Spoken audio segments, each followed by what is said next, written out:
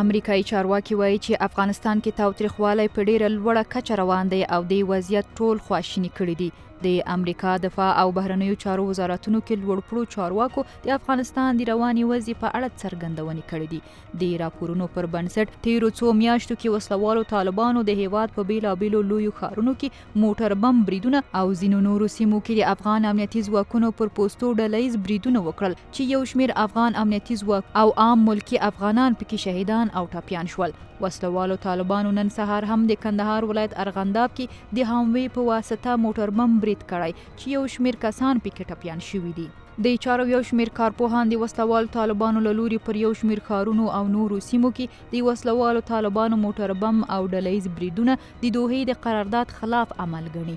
د نظامی چارو یو شمېر کارپوهان وایي په داسې حال چې افغان امنیتي او دفاعي ځواکونه په ټول هیواد کې په دفاعي حالت کې قرار لري، خو وسلوال طالبان موټر بم او ډله ییز بریدونه کوي.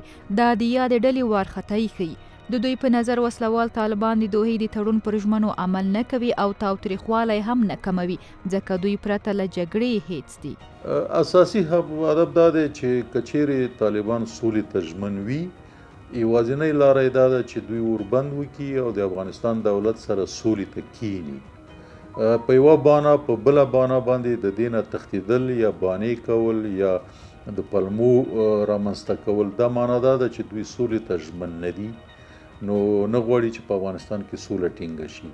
د طالبانو د امارت سره په افغانستان کې څوک موافقه نه لري چې دلته بیا امارت جوړ شي. د چارو یو شمېر نور کارپوهان بیا وایي د وسلوالو طالبانو د لویو بریدونو ډیری قربانیان عامي ملکي افغانان وي او له داسې بریدونو څخه موخه پر افغان دولت فشار زیاتول دي. دوی وایي که وسلوال طالبان تاوتریخوالي ته همداسې دوام ورکړي یا د ډله به یو ځل بیا افغانستان کې د امریکایي ځواکونو د پاتې کېدا لامل شي. طالبانو دغه ډیر غلط او کمزوري سیاست وکړ، ځان ته ستونزې برابر کړي او د امریکای د پاره، د ناټو د پاره او د اروپایي اتحاد د پاره د کامیابی کړکۍ په خپل لاس خلاص کړي.